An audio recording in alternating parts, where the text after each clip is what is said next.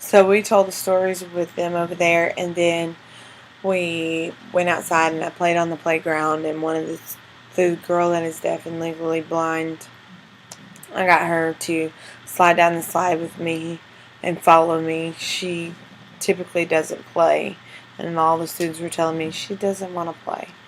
So I got her to get a little more adventurous, step out of her box a little bit, and slide down some slides. I thought it was pretty fun. I enjoyed it a lot. And then I learned about one of the other students in the class. She has Williams syndrome, and I'd never heard of that before. So I looked online, and the teacher told us some about it.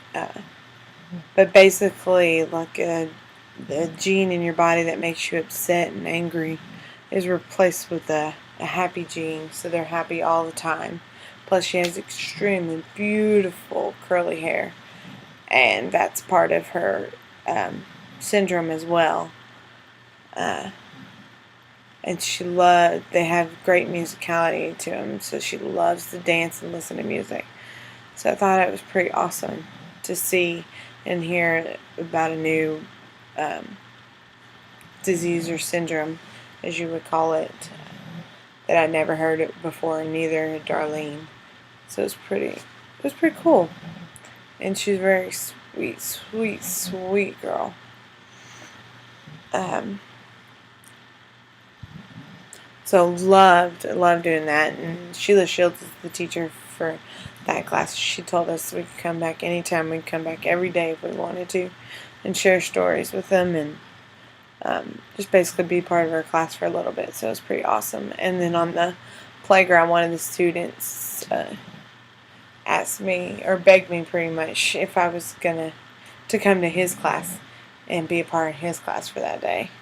But I explained to him I'm sorry I couldn't be. So I think there's no way in anybody's right mind that if they were an aide or a teacher at that school, or anyone there, um, they wouldn't be in their right mind if they didn't grow so attached to all these students, because I'm already very attached. I love them all. I could take them all home with me if I was able to. Uh, so I think that's pretty awesome, and hopefully, as I've said numerous times, and every time I say it, I bring it up, but hopefully Elizabeth will become the same way too. Another thing that started to bother me about her is oh, bless his heart, oh, bless her heart. And I talked to Eddie about that, and he just said it was a southern thing, and pretty much just ignore it, because since she says it all the time, I was asking, should I sign like this towards the kid or just let it be, because that's just her. And he just told me he wanted me to let it be. It's just a southern hospitality thing. So, okay, I'm gonna kind of try to ignore it and not use it. He also told us he really appreciates us and all our help we do around the campus, and we go above and beyond. And so I thought I really like that he complimented us that way, and we tried. We try our best. We want to be there when he needs us and do what he asks of us to do. So we really try to do that for him.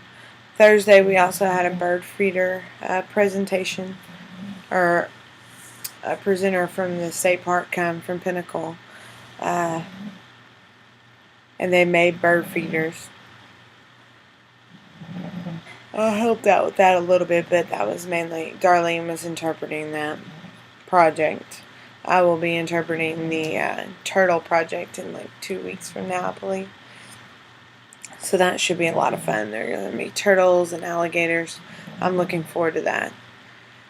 We worked with Elizabeth on her sign language again, and she couldn't really remember a lot. She said it had been a while since she'd gone over those signs with Eddie, which Eddie explained to us that day that he had just went over with her the day before.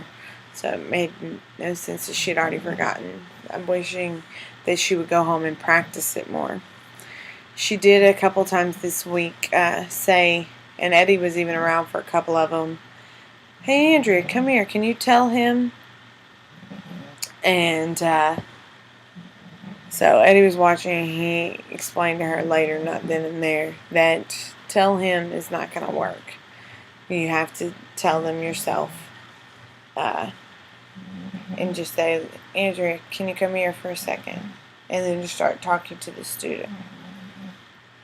So I guess in parts for me, I need to take more charge and say, "Do what? What would you like me to do?" Or you can tell him. And I did at one point. She was discussing the house project with one of the new students, and she was looking at me, and I just told her, I didn't say it bluntly or whatever, I was being polite about it. I just told her, I was like, "You can look at her when you talk."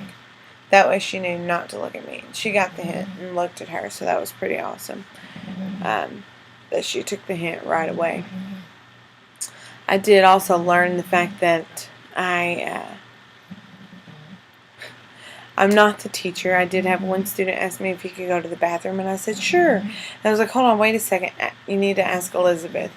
And I explained this with Eddie because I've been coaching for 10 years now, and when students ask me if they can go in the bathroom, I just say, "Okay." So he did describe to me in a way which makes complete sense. That sometimes it's hard to switch those hats. And some things like that, I don't even think twice about it. If a kid needs to go to the bathroom, I'm like, "Sure, go to the bathroom." But I got to remember that I'm not the teacher. I am the interpreter, so they should be asking Elizabeth to go to the bathroom, not me. And she caught on to that. He asked me, and she told the student, she's like, "Next time, you need to ask me first if you need to go to the bathroom." So I guess we both realized the mistake there, and hopefully it'll be corrected from now on. Friday, they had a Star Wars presentation, and this group of people came dressed up like Star Wars characters, so we watched Eddie interpret for that. And then we had the elementary students come, and they worked on their texture project with seeds.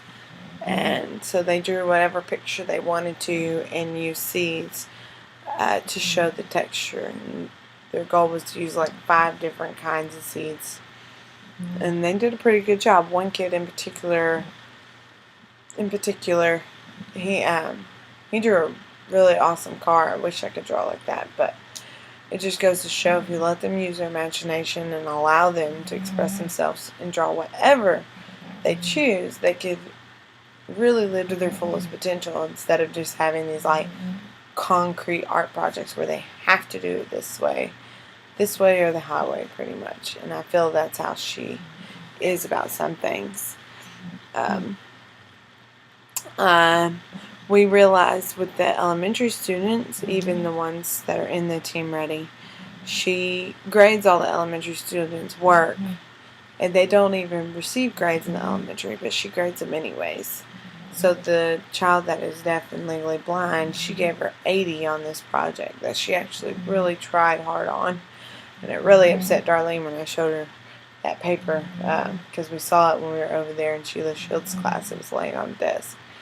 It made her upset, and it makes me upset too. So we tried to explain to Elizabeth when we got back that, which the aides have already explained to her too, that they don't receive grades over there. And she goes, "Well, I don't know what else to do but to give an actual grade." And we told them, because they get stars over there. So we tried to explain to her, well, you can either put 1 star on it, or you can put 2 stars on it if you really like it, or which I guess that's not our part to tell her, but they don't understand the grading system anyways, so why she even bothered to do it? They would understand the sticker and that type of reward system better. So that was our other 2 cents worth towards her, whether or not it was ours to share or not. But I don't feel that the students in the Team Ready should be, I don't know, I don't want to say punished because of their disability, but downgraded poorly because they didn't do the cookie cutter art project that she wanted, and that wanted it her way or the highway. Anyways.